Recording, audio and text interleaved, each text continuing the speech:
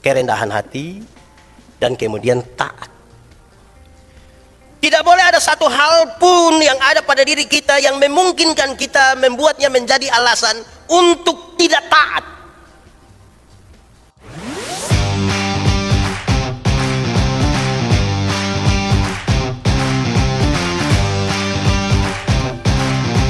Ya Tuhan Allah, kami rindu kepada firman-Mu sebagai bagian di mana Tuhan mengajarkan kepada kami maksud-maksud-Mu dan menerangi jalan-jalan hidup kami. Biarlah kemudian firman-Mu akan menjadi pelita bagi kaki kami sekaligus terang bagi jalan kami.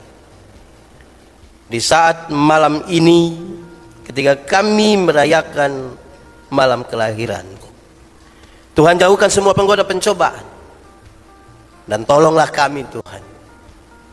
Di dalam nama Yesus Tuhan dan Juru Selamat yang lahir bagi kami berdoa. Amin. Bapak Ibu Saudara-saudara, oleh panitia pembacaan kita pada hari ini terambil dari surat Filipi pasal 2 ayat 5 sampai ayat yang ke-8. Surat Filipi pasal 2 ayat 5 sampai 8, sejemput jemaat Tuhan berdiri. Hendaklah kamu dalam hidupmu bersama menaruh pikiran dan perasaan yang terdapat juga dalam Kristus Yesus, yang walaupun dalam rupa Allah tidak menganggap kesetaraan dengan Allah itu sebagai milik yang harus dipertahankan, melainkan telah mengosongkan dirinya sendiri dan mengambil rupa seorang hamba dan menjadi sama dengan manusia. Dalam keadaan sebagai manusia, ia telah merendahkan dirinya dan taat sampai mati, bahkan sampai mati di kayu salib. Demikian firman Tuhan. Berbahagia setiap orang yang mendengar firman, memelihara dan melakukan dalam hidup setiap hari. Haleluya.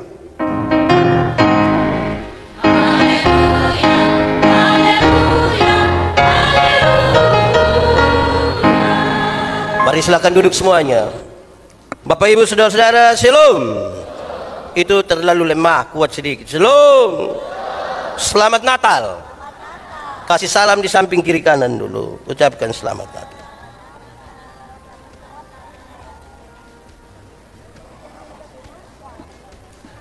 Baik, Bapak Ibu Saudara-saudara, tema yang disiapkan oleh panitia adalah Natal, kerendahan hati Kristus. Natal, kerendahan hati Kristus.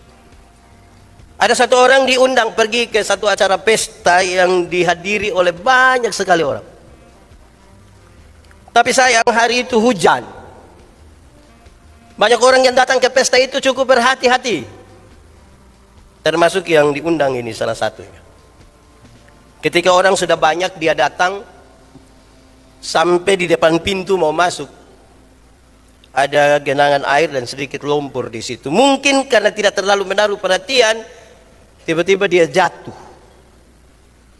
Saudara bisa bayangkan kalau jatuh di hadapan banyak orang. Pakaiannya itu menjadi sangat kotor karena lumpur itu. Tapi mungkin itu tidak berbanding dengan rasa malu, karena pasti ditertawakan oleh banyak orang. Orang pasti bicara tentang dia. Keadaan ini disaksikan oleh pemilik dan yang merayakan pesta itu, mengadakan pesta itu. Tuan nyonya pesta ini kemudian melakukan satu tindakan yang baik. Tuan pesta ini datang bukan saja untuk merangkul orang yang jatuh itu, tetapi dengan sangat sengaja dia sengaja tidur di dalam lumpur itu. Tuan pesta itu tidur di dalam lumpur itu, pakaiannya itu jadi kotor sekali, dan dia bangun memeluk tamu yang tadi jatuh itu. Seketika ribut-ribut dari tamu undangan yang lain itu menjadi diam, karena mereka tidak pernah menduga bahwa tuan pesta bisa melakukan itu. Kepentingannya hanya untuk menolong seseorang yang mungkin sudah malu karena dia jatuh dan penuh dengan lumpur. Saudara-saudara, itu menjadi pengantar bagi kita untuk kita lihat bahwa Allah dalam seluruh kesempurnaan dirinya, dia tidak memperhatikan itu sebagai sesuatu yang perlu dipertahankan, tapi dia merendahkan dirinya, menjadi manusia, dan menjadi dosa karena kita yang lebih dahulu telah berlumuran lumpur dosa. Saudara-saudara, surat Filipi ini adalah surat yang dikirim oleh Paulus dari penjara kepada jemaat yang ada di Filipi. Filipi adalah satu kota perdagangan yang cukup maju. Karena itu kota yang cukup maju, pilihan-pilihan mereka sangat banyak. Sekali lagi, karena itu kota yang cukup maju, pilihan-pilihan itu sangat banyak. Kalau hanya sekedar mau dapat tempat untuk rame-rame berkumpul banyak orang, tidak harus di gereja. Ada banyak tempat untuk mereka pilih, bisa pergi. Saudara-saudara, pilihan-pilihan itu memungkinkan orang menaruh kriteria-kriteria tertentu berkaitan dengan yang nomor satu dalam hidupnya. Paulus menuliskan surat ini untuk mengucapkan terima kasih. Oleh karena ketika dia ada di penjara, jemaat-jemaat Filipi ini sangat setia memperhatikan dia. Paulus punya rasa cinta yang besar terhadap jemaat ini.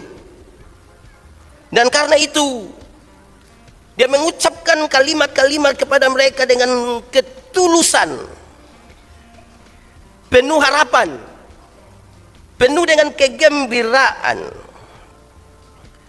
Tetapi dari semua keadaan itu, Paulus sesungguhnya pada waktu itu sangat cemas. Kenapa dia cemas, saudara-saudara? Oleh karena pekerja Kristen waktu itu ada banyak juga yang menantang dia. Jadi dia ada melayani, oleh karena pelayanan itu membuat dia masuk penjara. Tetapi ternyata tidak semua orang bersimpati kepadanya. Ada banyak orang juga menantang dia.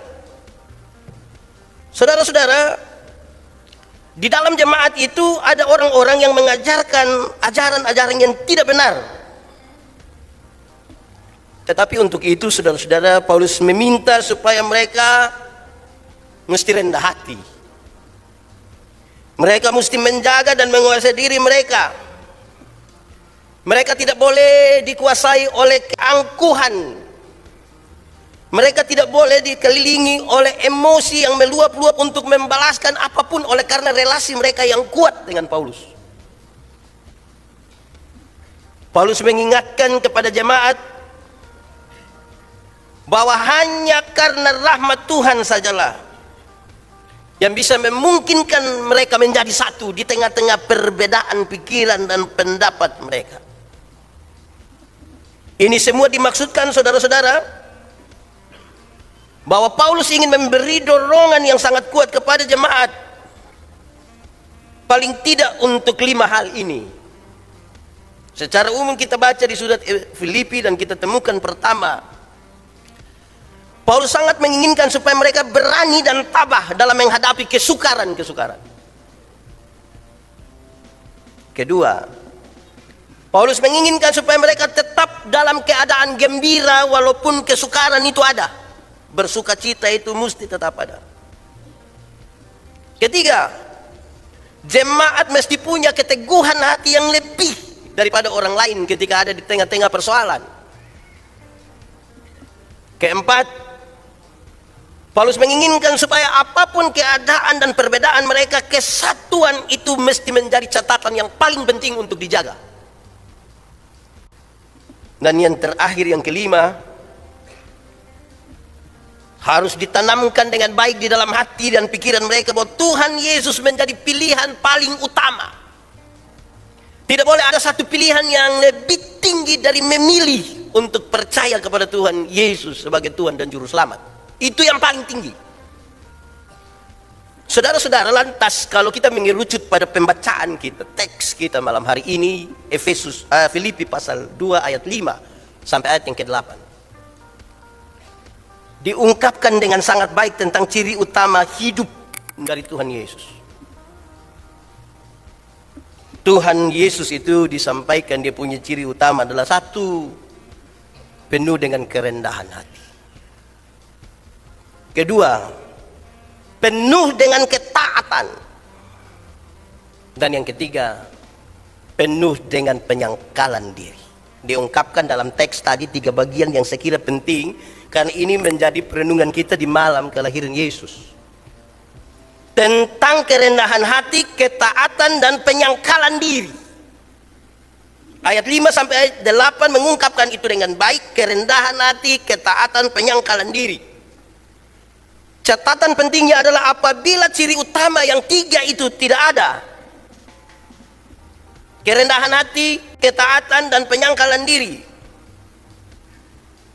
kalau tidak ada, maka orang Kristen tidak pantas disebut sebagai pengikut Kristus.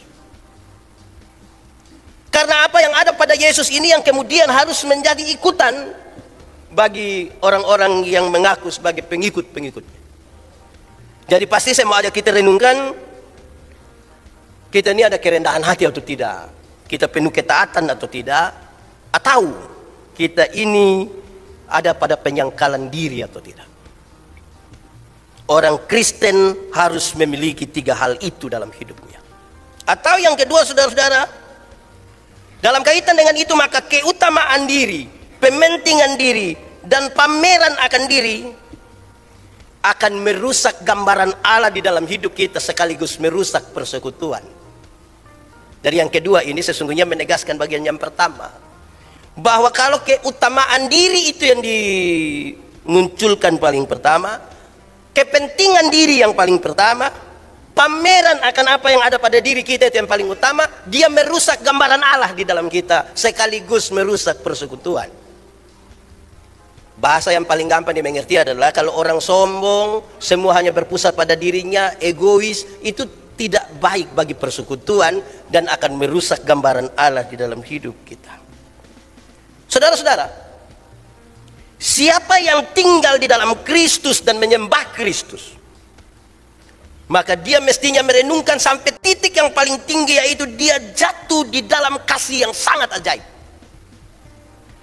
Kasih yang sangat ajaib itu menuntut hidupnya, menuntut jiwanya, dan menuntut segala sesuatu yang ada pada dirinya untuk beribadah kepada Tuhan didasarkan pada kasih dan bukan karena rasa takut. Saya ulangi, siapa yang tinggal di dalam Kristus dan menyembah Kristus dengan 3 hal yang tadi sudah ada padanya, dia jatuh ke dalam kasih yang sangat ajaib. Yang kasih yang ajaib itu menuntut hidupnya, jiwanya, dan semua yang ada padanya untuk beribadah kepada Tuhan didasarkan kepada kasih dan bukan kepada rasa takut. Saudara-saudara, kalau itu penjelasan teksnya, lalu bagaimana dengan pesan di malam Natal ini? Sekaligus untuk tema kita, Natal, kerendahan hati Kristus. 1, ini standar, ini saya ucapkan. 1, secara kasat mata, Natal itu enak untuk ditonton. Natal enak untuk dinonton. Di malam kelahiran Yesus itu ada 2 peristiwa yang paling bagus untuk dinonton. Ada bintang berekor, ada bintang terang. Saudara jalan malam-malam terus lihat bintang terang, siapa yang tidak mau lihat? Kalau pegang handphone pasti semua story bintang berekor. Kedua, ketika malaikat menyanyi di padang belantara. Malaikat itu bukan manusia, tapi kalau digambarkan seperti manusia, kalau perempuan pasti cantik, kalau laki-laki pasti ganteng. Kalau mereka menyanyi suara pasti bagus, dorang punya baju bagus, tapi menyanyi di hutan. Coba saudara masuk hutan terus ada malaikat menyanyi, hanya 2, mau nonton atau bangun lari. Tapi kalau kita pakai hati yang baik, itu kan peristiwa itu enak untuk ditonton. Tapi saya bilang pada saudara di malam hari ini, ingat, Natal bukan tontonan. Sama-sama 1, 2, 3, Natal bukan tonton. Kasih tahu kawan di sebelah, 1, 2, 3, Natal bukan.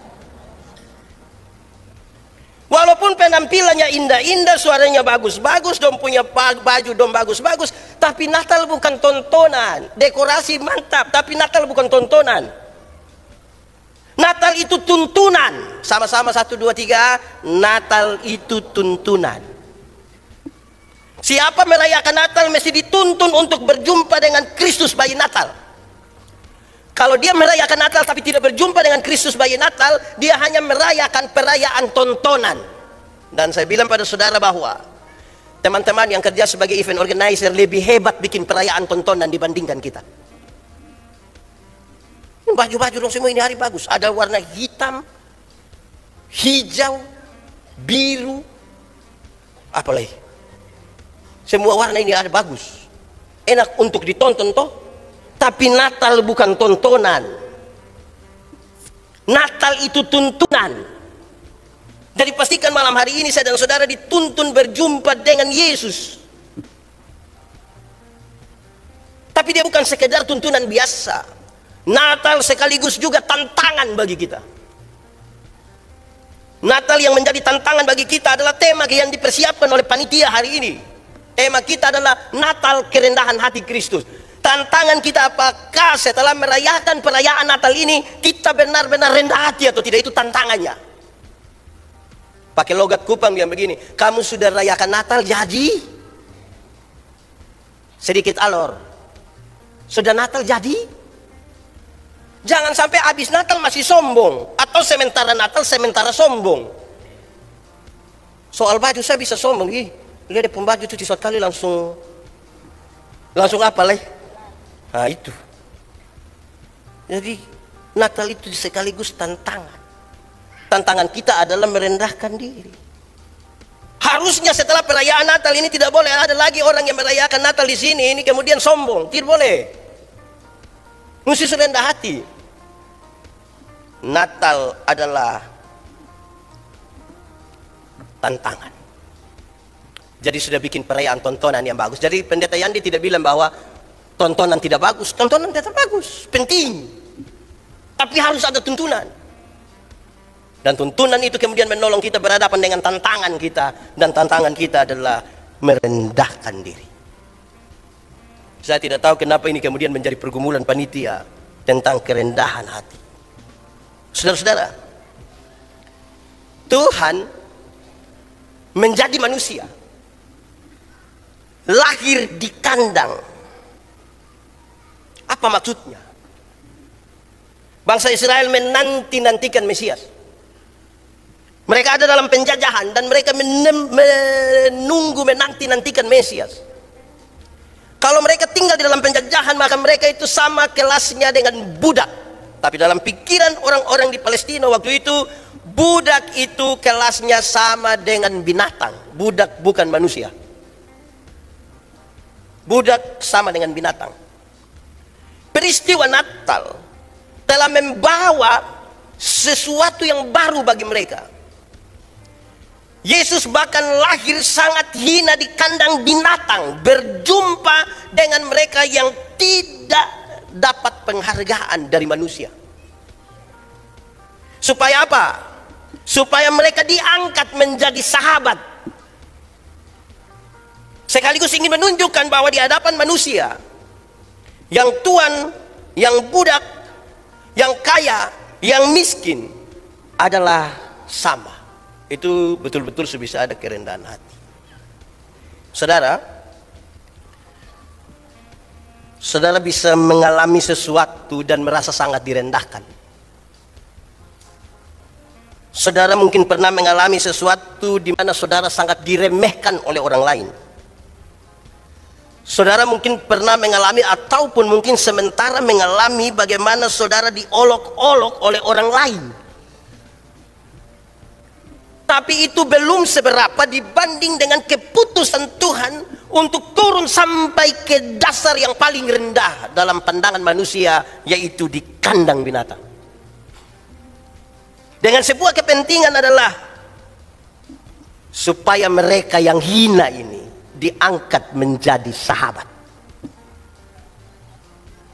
Kalau Tuhan mengangkat kita menjadi sahabat, sekarang ingin saya katakan dua hal. Pertama, kasih tinggal ketika orang lain merasa kita sangat rendah dan hina di hadapannya. Karena Tuhan masih menganggap saya dan saudara itu sahabatnya.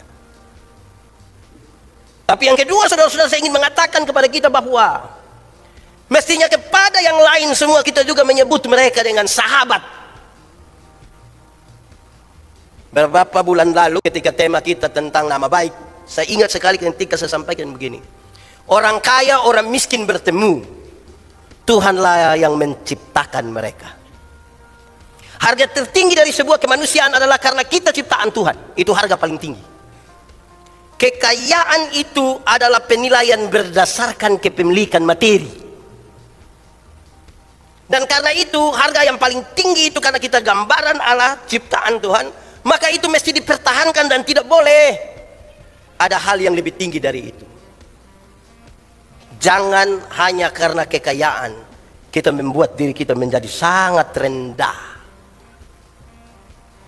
Atau sebaliknya, ada orang yang karena harga dirinya dia bisa mempertaruhkan kekayaan yang besar.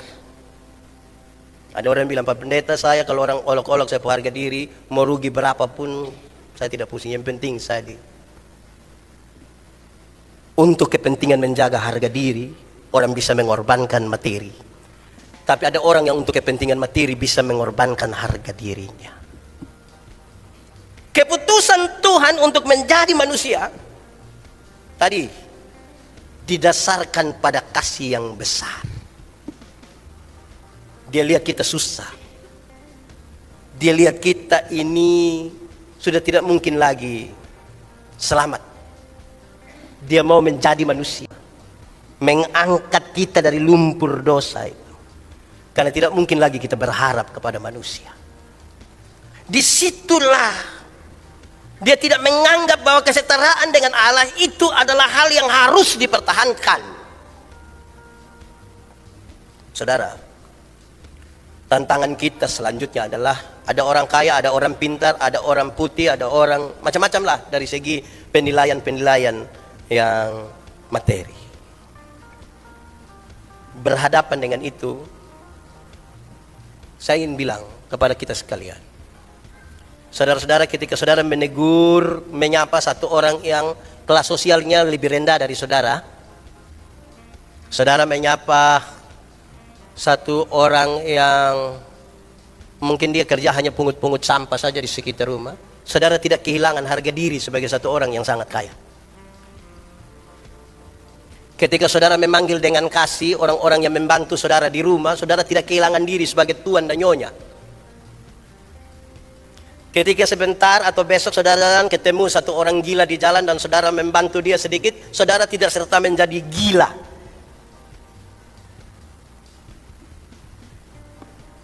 Apa yang harus dipertahankan? Saudara-saudara, ada hal memang harus dipertahankan. Tapi untuk menjadi orang-orang yang disebut sebagai pengikut Kristus mesti memang harus berani turun, harus berani memeluk, harus berani kotor, harus berani untuk banyak hal. Berjumpa dengan banyak orang. Karena kita bicara tentang kerendahan hati. Ketiga, itu yang kedua tadi ya. Ketiga, bahkan Tuhan itu taat dan taat sampai mati. Kerendahan hati dan kemudian taat.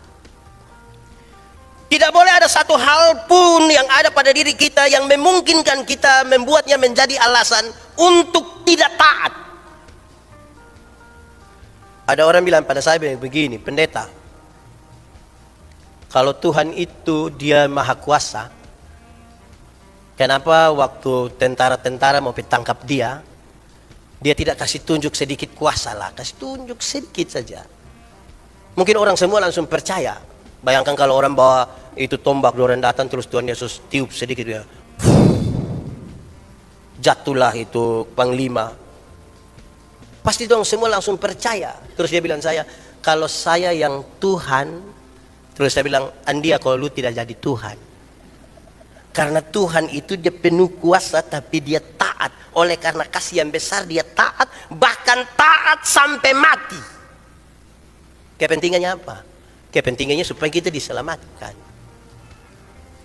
Ada beberapa godaan yang memaksa orang-orang Kristen untuk kasih tunjuk dirinya.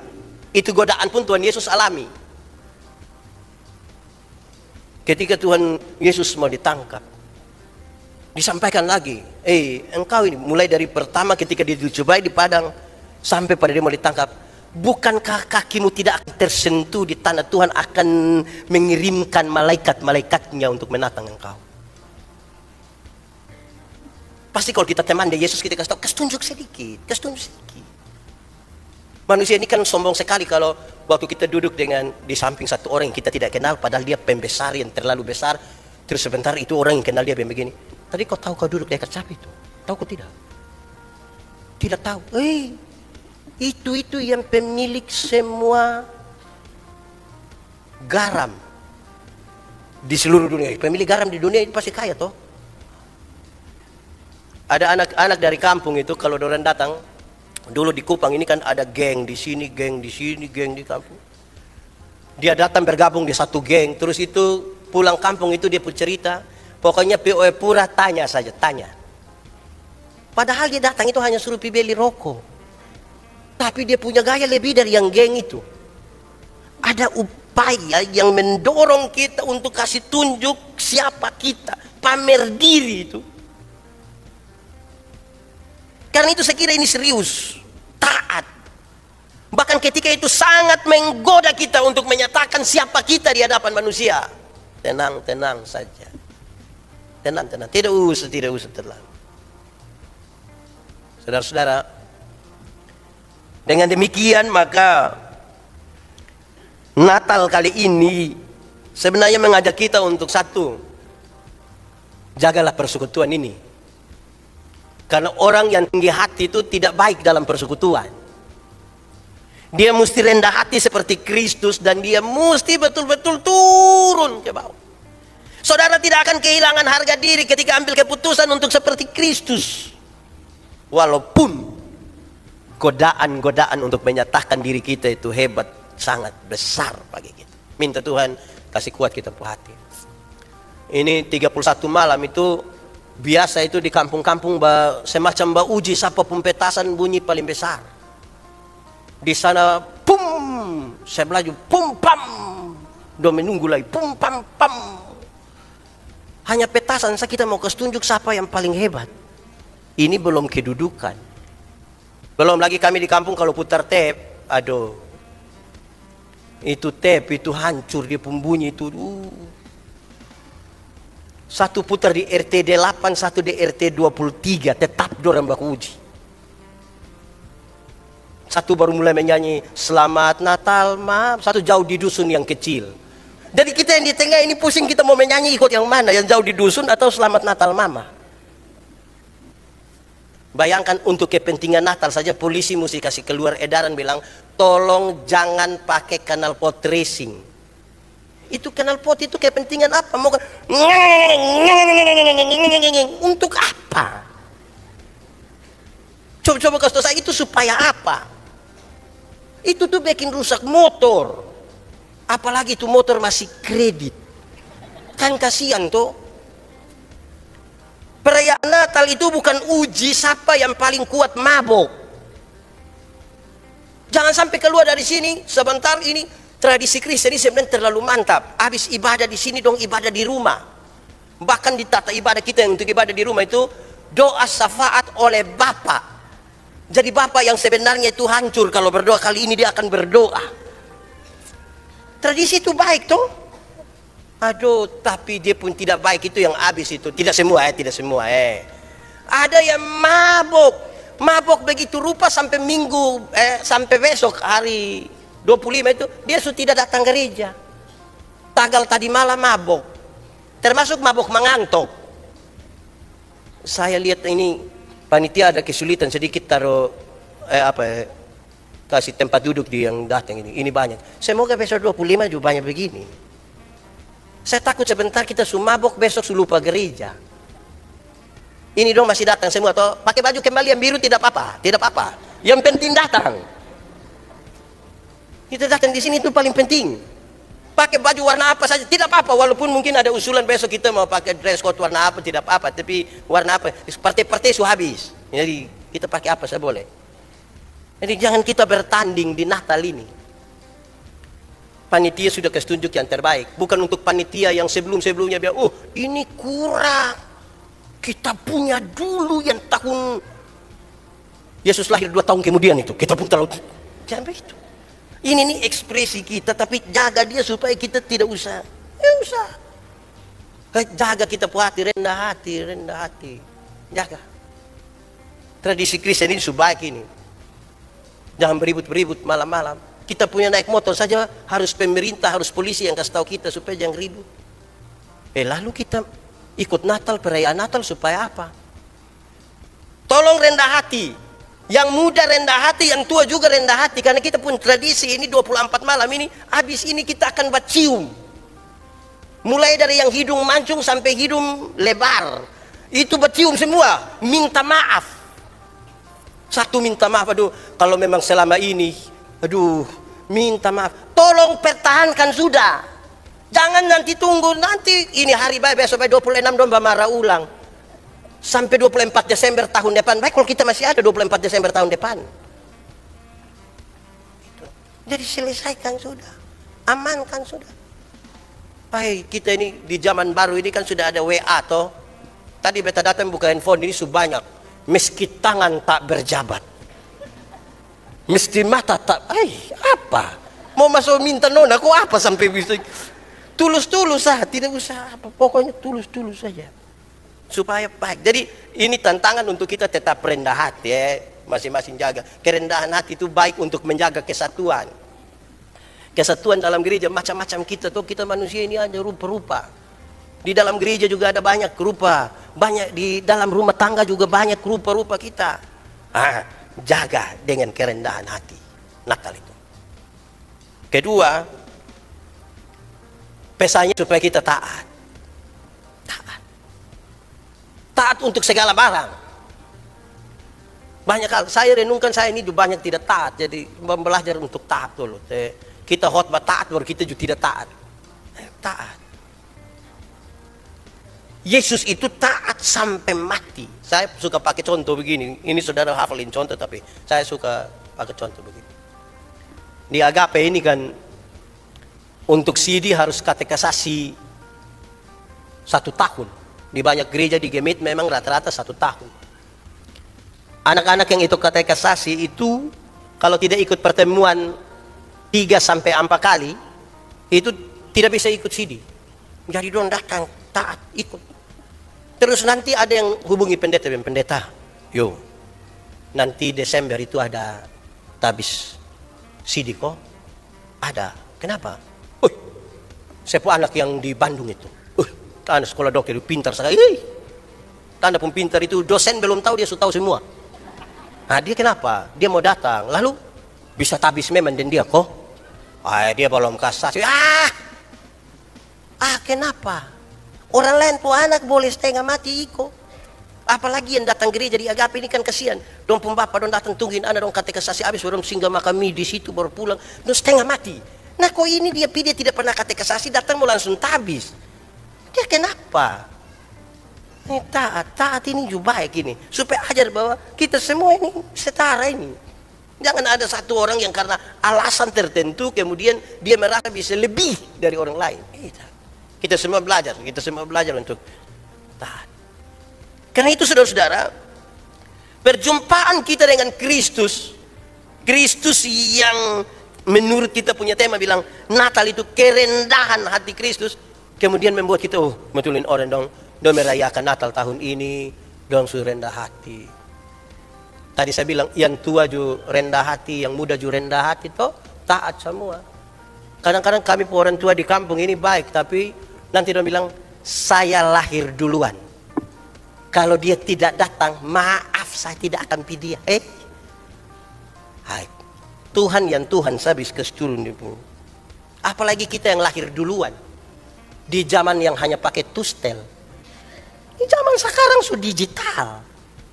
Kita hanya lahir di zaman tustel. Kita rasa kita sudah lebih dari Tuhan. Rendahkan diri. Taat pada perintah Tuhan. Toh. Memang dua zaman ini sudah berbeda. Yang lahir di zaman tustel dan yang lahir di zaman digital. Yang di tustel itu kan dia film hanya 12, 24 dan 36. Itu pun yang 2 ekstra tuh 1 sudah habis di studio. Jadi kita foto itu betul-betul mesti jaga gaya. Rata-rata kami laki-laki ini gaya seperti pemain bola semua. Kasih naik kena baju sedikit. Itu gaya itu sampai anak dong sekarang kalau tanya kita dong bilang, ini bapak. Semua siapa kalau bukan bapak? Itu yang laki-laki. Kalau ibu-ibu itu cenderung dorang cari sudut-sudut. Ada tas dan buat tangan sedikit di atas tas.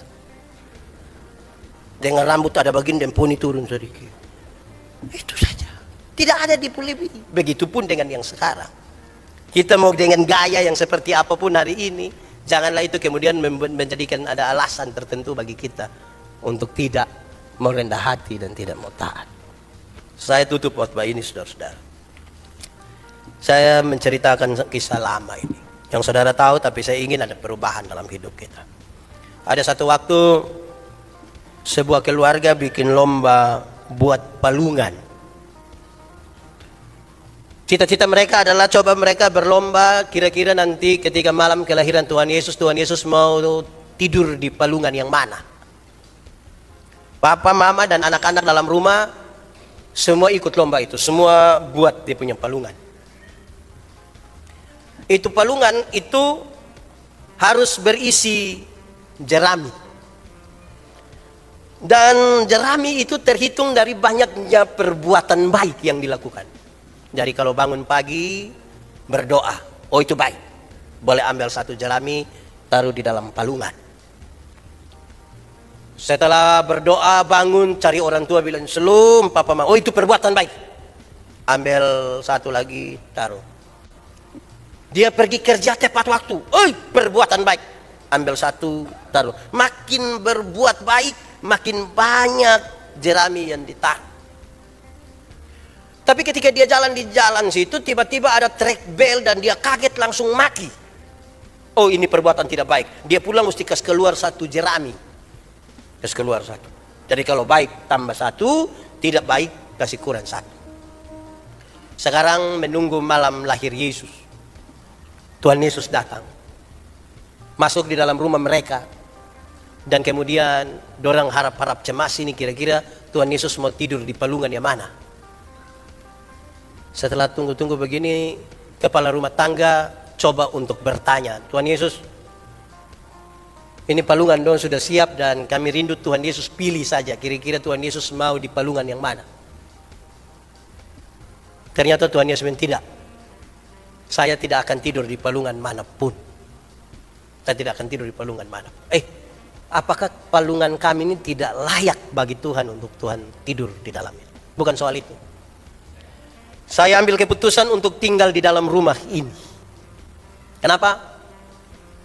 Sebab mulai dari tahun lalu ketika kamu mulai berpikir untuk merayakan Natal dan membuat palungan, kok rumah ini jadi baik Yang tipu sudah tidak ada. Yang marah-marah juga sudah tidak ada. Bukan sudah tidak ada itu bukan dia mati, maksudnya sudah jaga-jaga tidak marah sembarang. Yang maki-maki juga. Jadi ini rumah jadi baik, rumah jadi teduh. Saya bisa tinggal di dalamnya. Kepentingan kita ada di situ. Kalau kita bicara tentang dua kata kunci, kerendahan hati dan ketaatan, mesti rumah kita sudah ada di dua hal itu dan Yesus mau tinggal di situ. Yesus mau tinggal dalam rumah kita, Yesus mau tinggal di tempat persekutuan kita. Nah, itu kepentingannya di situ. Karena itu selamat merayakan Natal, selamat berekspresi dengan semua ekspresi yang Tuhan izinkan kita lakukan. Tapi biarlah makna ini sampai kepada kita. Pilihan-pilihan memang sangat banyak sebagaimana di Filipi. Tapi kita mesti memilih begitu serupa sampai Tuhan menjadi pilihan yang paling penting dalam hidup kita. Sebab kalau bukan Tuhan yang paling utama dan yang paling penting dalam hidup kita, saya rasa bahwa kita tidak merasa penting untuk melakukan apapun bagi dunia ini dan bagi Tuhan. Semuanya akan berpusat pada diri kita. Semuanya hanya untuk kita cerita tentang diri, keangkuhan dan yang bertolak belakang dengan apa yang Tuhan mau. Tuhan memberkati kita. Mari kita berdoa.